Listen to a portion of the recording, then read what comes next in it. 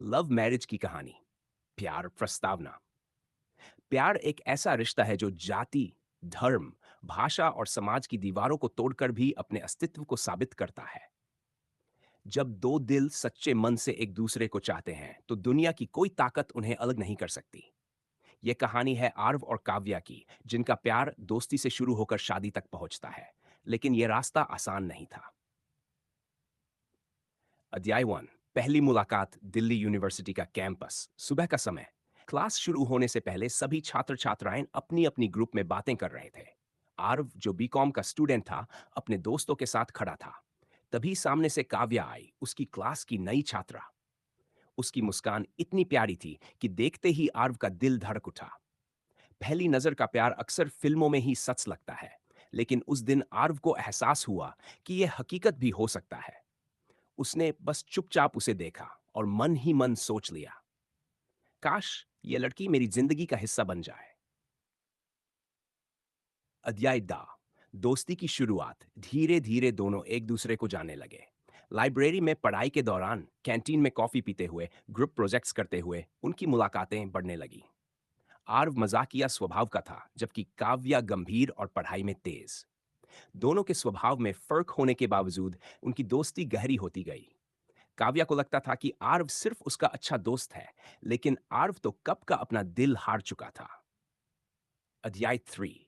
प्यार का इजहार। कॉलेज की वार्षिक पार्टी की रात, जब सब नाच गा रहे थे, आर्व ने हिम्मत जुटाई। उसने काव्या को कैंपस के गार्डन में बुलाया और कहा, काव्या, मुझे नहीं पता तुम क्या सोचती हो, लेकिन मैं तुम्हें अपने दिल की बात बताना चाहता हूं। मैं तुम्हें सिर्फ एक दोस्त की तरह नहीं देखता, मैं तुमसे प्यार करता हूं। काव्या चुप रही। उसके चेहरे पर हल्की मुस्कान थी। कुछ देर बाद उसने कहा, आर्व, मैं भी तुम्हारे बिना अधूरी महसूस करती हूं। शायद यही प्यार है। उस रात दोनों का रिश्ता बदल गया। अध्याय जौर। परिवार की दीवार। कॉलेज खत्म होते ही असली मुश्किलें शुरू हुई। काव्या का परिवार परंपरावादी था। उसके पिता चाहते थे कि वह उनकी जाति और समाज में ही शादी करे।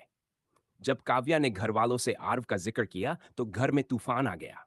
लव मैरिज, और वो भी अलग जाति में, यह कभी नहीं हो सकता, उसके पिता गरजे।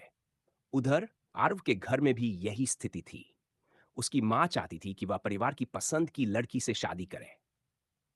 अध्याय 5। संघर्ष। अब दोनों के सामने सिर्फ दो रास्ते थे। या तो परिवार की मर्जी के खिलाफ जार कोर्ट मैरिज कर लें, या फिर परिवार को मनाने की कोशिश करें। आर्व ने कहा, काव्या, मैं तुम्हें खो नहीं सकता।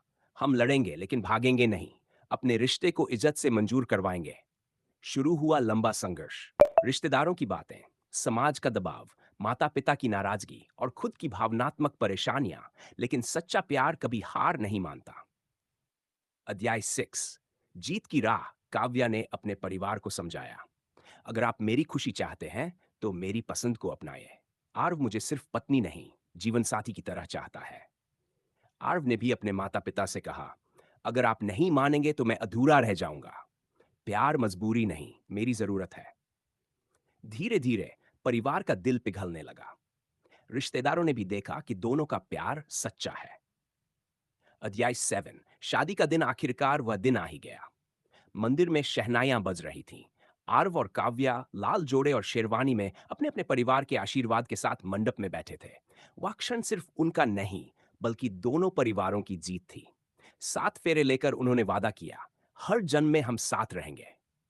उपसंहार। आर्व और काव्या की शादी सिर्फ उनका मिलन नहीं थी, बल्कि यह साबित करने वाली मिसाल थी कि प्यार अगर सच्चा हो तो समाज की हर रुकावट छोटी पड़ जाती है।